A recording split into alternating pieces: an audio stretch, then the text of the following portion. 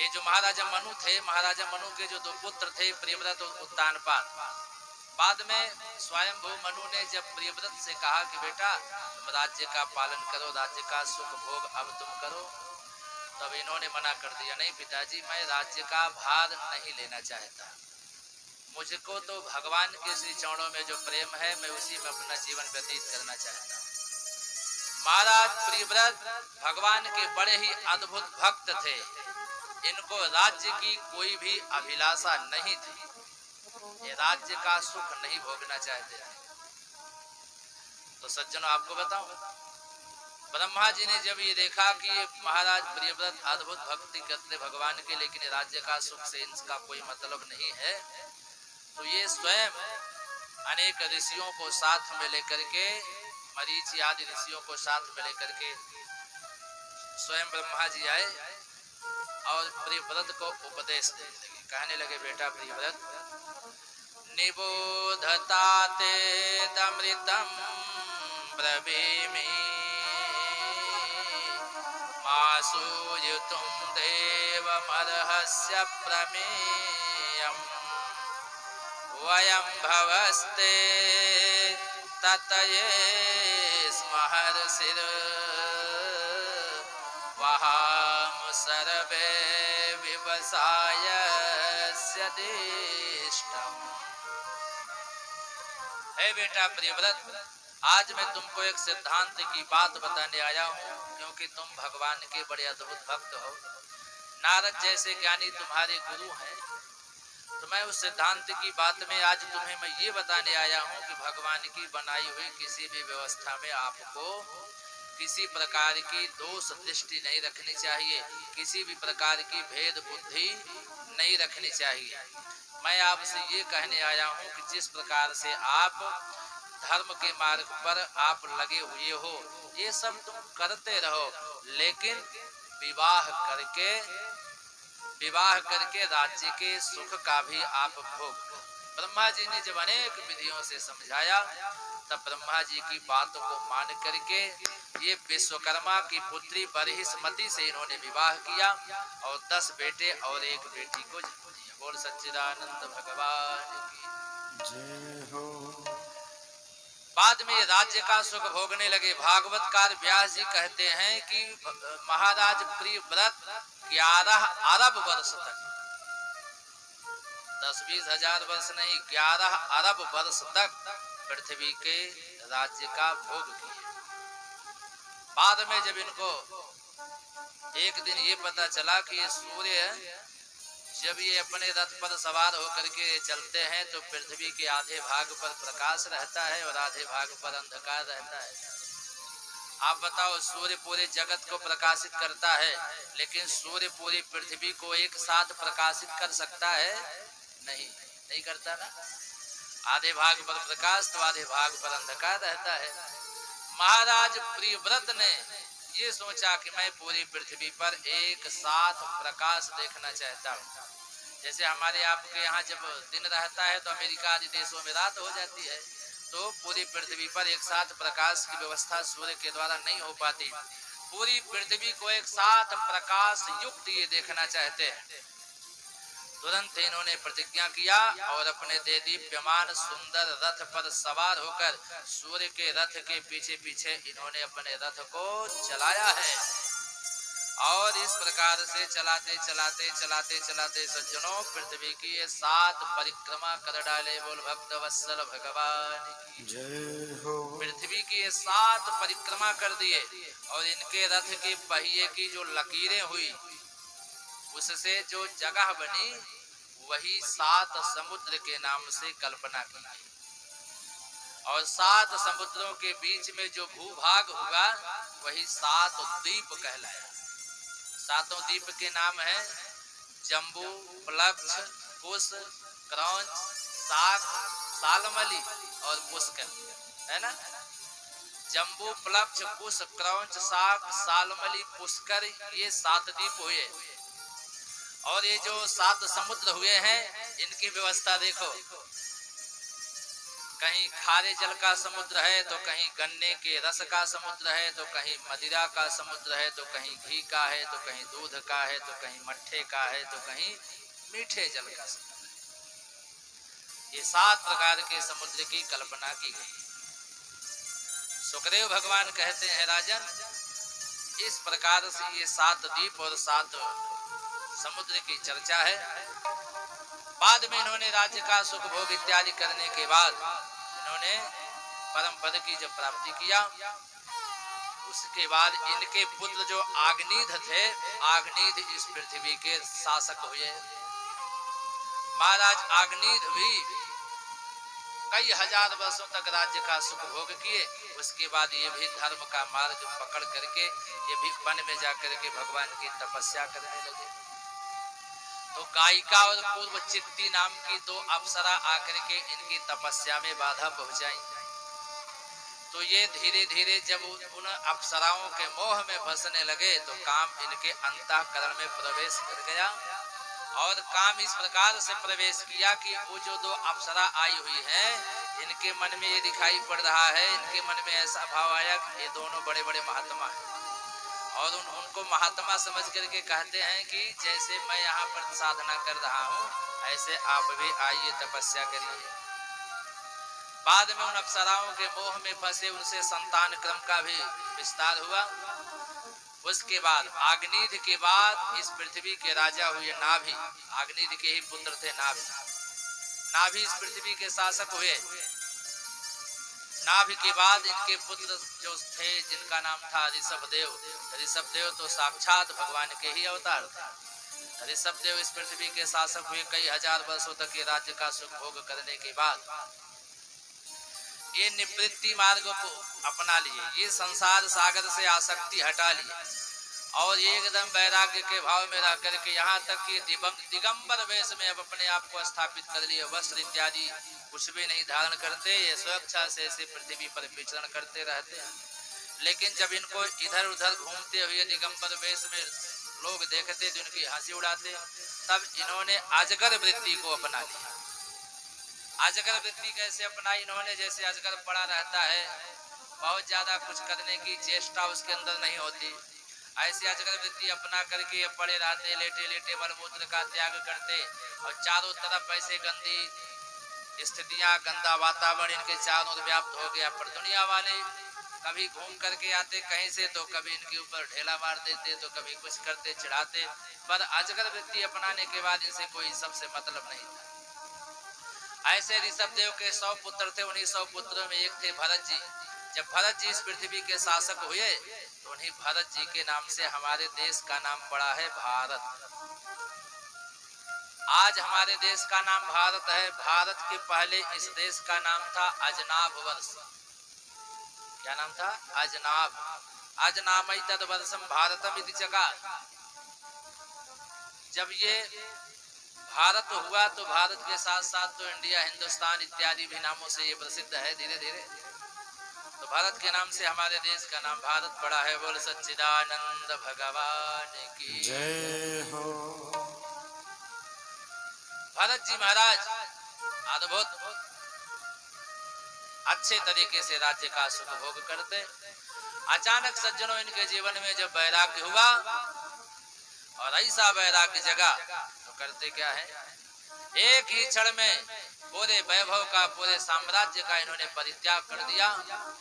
सज्जनों एक बात ध्यान रखना, व्यक्ति के जीवन में जब परिवर्तन होता है तो अब परिवर्तन कब कहाँ ले जाके पहुंचा देता है। छोड़ दिया पूरे वैभव का, पूरे साम्राज्य का मोह और गंडकी नदी के तट पर जाकर के जल में खड़े होकर भगवान नारायण का नाम जपने लगे। वैदिक व्रत करे विविध प्रकारा। वैदिक व्रत कर विविध प्रकारा। करहि मुदित संयम आधारा। करहि मुदित संयम आधारा। करहि मुदित संयम आधारा।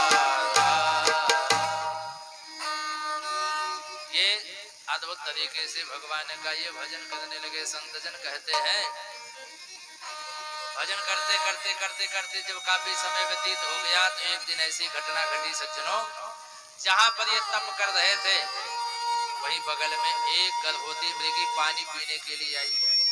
जिस समय वो पानी पी रही थी उसी समय एक सिंह की भयंकर गर्जना हुई। सिंह की दहाड़ सुन करके मृगी भयभीत हो गई। मृगी भयभीत हो गई सज्जनों, और वो ये सोची कि सिंह ने मेरे ऊपर आक्रमण कर दिया और वो छलांग लगा गई। लेकिन जिस समय ये छलांग लगा रही थी गर्भस्थ शिशु उदर से बाहर हो गया और जल की धारा में बहने लगा।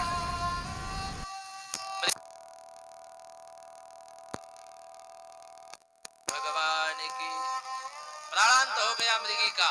और भरत जी महाराज ये दृश्य देख रहे थे। भरत जी ने जब ये देखा कि ये मृगी का बच्चा अभी जल की धारा में डूब मरेगा तो भजन बंद करके मृगी के बच्चे को जल से बाहर निकाले और उसी की सेवा शुश्रूषा करने लगे। भजन बंद करके मृगी के बच्चे के मोह में भरत जी महाराज फंसने जा रहे हैं। और संत जन ये कहते हैं कि मृगी के बच्चे की रक्षा किए इतना तो ठीक है, लेकिन अब उसके मोह में फंस करके भजन का त्याग कर दिए, ये गलत है। जैसे हम संसार के लोग जब आसक्ति किसी वस्तु में रखते हैं तो उस वस्तु में इतनी आसक्ति हो जाती है, इतनी आसक्ति हो जाती है कि हम सब कुछ भूल जाते हैं। भगवान कहते हैं संगम त्यक्त्वा हरिम भजेत, आसक्ति का त्याग करना चाहिए। संसार की वस्तुओं का भोग करना उतना दोष नहीं है जितना उसमें लिप्त हो जाना दोष है। अब हमको मार्केट जाना है, बहुत आवश्यक है, तो भाई गाड़ी रहेगी तभी जाऊंगा, गाड़ी नहीं रहेगी तो नहीं जाऊंगा, ये गलत। कितने लोग तो अपने जीवन को एक न एक वस्तु में इस प्रकार से आसक्त करके रखते हैं कि अगर वह वस्तु एक मिनट के लिए दूर हो जाती है तो जीवन कठिन हो जाता है। क्यों? जैसे तुम्हारा मोबाइल, बोल सच्चिदानंद भगवान की। यानी जितना देर मोबाइल चार्ज में रहता है उतना देर ये लगता है कि न जाने क्या गायब है हमसे, कितना दूर हम किस वस्तु से। प्रायः सभी लोगों की यही दशा है, जो मोबाइल में ज्यादा आसक्त हैं उनकी यही दशा है। एक मिनट भी मोबाइल से दूर नहीं होना चाहते। मोबाइल ही नहीं सज्जनों, कोई भी किसी चीज में जिसमें आसक्ति हमारी हो जाती है, आसक्ति हुई नहीं कि अब पूरा जीवन उसी पर डिपेंड हो जाता है। तो आसक्ति का त्याग। भरत जी महाराज उस मृगी के बच्चे के मोह में इस प्रकार से फंसे कि बैठहि उठहि रहहि मृग संगा, बैठहि उठहि रहहि मृग संगा, सोवत जग मोह अभंगा, सोवत जग मोह अभंगा। हमेशा हर स्थिति में उसी मृगी के बच्चे के ही चिंता में डूबे रहते हैं। स्थितियों का क्रम बदला, मृगी का बच्चा उछलता कूदता जंगल में दूर जाता, आता जाता फिर आता। ऐसे एक बार गया, मृग समूह को देखा, उसी मृग समूह में शामिल हो गया। मृगी का बच्चा वापस लौट करके नहीं आया। अपने जाति वालों को देखा तो शामिल हो गया। समानशील व्यसने सुसख्यम, मित्रता जो होती है सज्जनों वो अपने समान स्वभाव वाले से ही होती है। मेरा जैसा स्वभाव है, मेरे जैसे स्वभाव वाले जब मुझे मिलेंगे तब हमारी उनकी दोस्ती होगी, है ना, अन्यथा नहीं। तो समानशील व्यसने सुसख्यम शास्त्र कहता है मृगा मृगे संगमनु ब्रजन्ते, गावश्च गोभिस्तुरगास्तुरंगैः,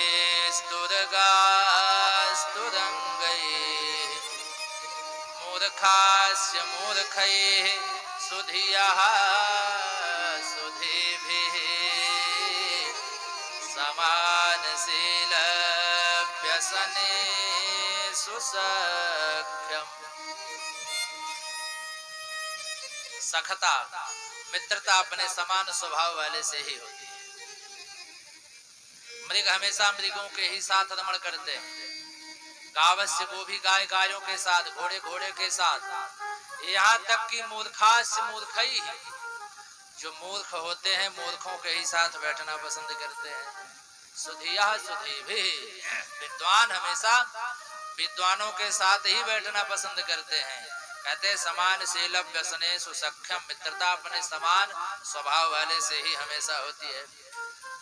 पशु जाति का वह मृगी का बच्चा मनुष्य भरत जी के साथ कब तक रहता? अपने जाति वालों मृगों को देखा तो शामिल हो गया, लौट करके नहीं आया। भरत जी महाराज की चिंता बढ़ी, पूरा दिन ढूंढे पर प्राणों से प्यारा मृगी का बच्चा कहीं नहीं मिला। सारी रात खोजते रहे, सवेरा हुआ फिर दूर दूर जाकर के चिल्लाते, अरे मेरे प्राणों से प्यारे मृगी के बच्चे, तू कहाँ चला गया हमारा साथ छोड़ करके बेटा? अगर तू कहीं दूर फंसा हो, मेरी आवाज सुन रहा है तो जैसे भी हो रास्ता भटक गया हो तो मेरे पास जल्दी से आजा बेटा। कहीं ऐसा तो नहीं कि तू आज मेरे द्वारा दिया गया प्यार भुला दिया तो दूसरे के मोह में तो कहीं नहीं फंस गया? अरे अगर तू दूसरे के मोह में फंसा हो तो याद कर तू उस दिन जिस दिन तेरी माँ तुझे बहती हुई धारा में जन्म दी और तुझे और दुनिया छोड़ करके चली गई। उस दिन मैं ही तेरी माँ बना, तेरा बाप बना, तेरा पालन पोषण किया और आज मेरे द्वारा दिया गया प्यार तो भुला दिया। कहाँ चला गया? पर अब भी मृगी का बच्चा नहीं मिला। यह आसक्ति है। बताओ, एक पल में पूरे वैभव का परित्याग कर दिया है, मृगी के बच्चे का मोह नहीं छोड़ पा रहे हैं भरत जी। अब ये स्थितियों का क्रम सज्जनों इस प्रकार से बदला कि अब ये अन्न जल का परित्याग कर दिया। जब तक प्राणों से प्यारा मृगी का बच्चा नहीं मिलेगा मैं अन्न जल कुछ नहीं ग्रहण करूंगा।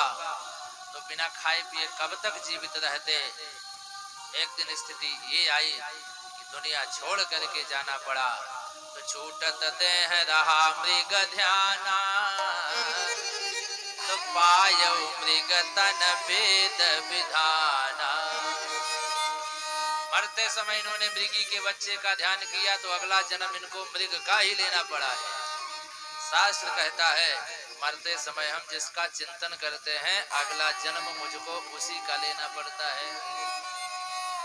भगवान ने गीता में कहा है अर्जुन, अंतकाले च मामेव स्मरन् मुक्त्वा कलेवरम। दुनिया का जो जीव अंतिम समय में अर्थात मरते समय जो मेरा ध्यान करता है, मेरा नाम लेकर के जो दुनिया का परित्याग करता है वो मुझे प्राप्त होता है। अर्जुन ने कहा महाराज मान लीजिए किसी ने जीवन भर आपका भजन किया और मरते समय आपका नाम किसी कारण से नहीं ले पाया, तब भगवान ने कहा तब वो मुझे नहीं मिल सकता। अर्जुन ने कहा भाई ये तो अन्याय है। अरे उसने जीवन भर तो भजा है। भगवान ने कहा अगर जीवन भर भजा होगा तो मरते समय मेरा नाम को भूलेगा नहीं। जो जिंदगी भर जो किए रहते हैं मरते समय वही याद आता है ना। जिंदगी भर हम जो करते रहते हैं मरते समय हम उसी की याद करते हैं। और संतों ने कहा है कि राम का नाम लेकर जो मर जाएंगे वो अमर नाम दुनिया में कर जाएंगे। राम का नाम लेकर जो मर जाएंगे वो अमर नाम दुनिया में कर जाएंगे। वो अमर नाम दुनिया में कर जाएंगे। ये न पूछो कि मर कर किधर जाएंगे, ये न पूछो कि मर कर किधर जाएंगे। ये जिधर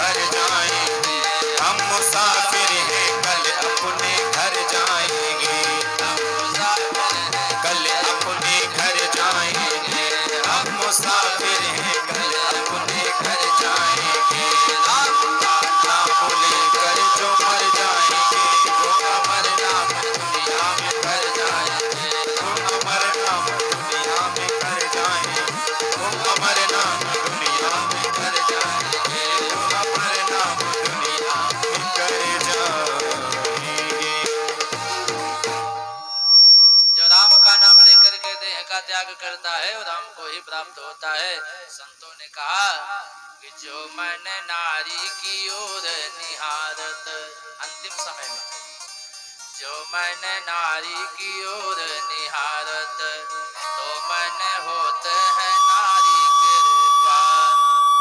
जो मन काहू से क्रोध करे, तब क्रोधमयी हुई ताहि स्वरूपा।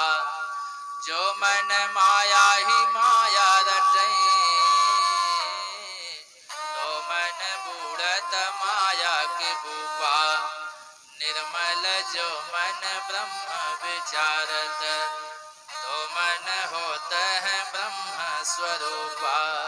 तो मन होत है ब्रह्म स्वरूप। भरत जी महाराज मृग का तन जब धारण करते हैं, लेकिन इनको अपने पिछले जन्म का बोध है। ये जानते हैं कि मैं पिछले जन्म में भरत नाम का राजा था, मृगी के बच्चे के मोह में फंसा, जिसका परिणाम ये हुआ कि मुझे मृग का तन मिला है। तो ज्यादा दिन तक ये मृग का शरीर धारण नहीं करते। एक दिन गंगा के किनारे जाकर के मृग शरीर का इन्होंने त्याग किया और एक ब्राह्मण कुल में इनका जन्म होता है।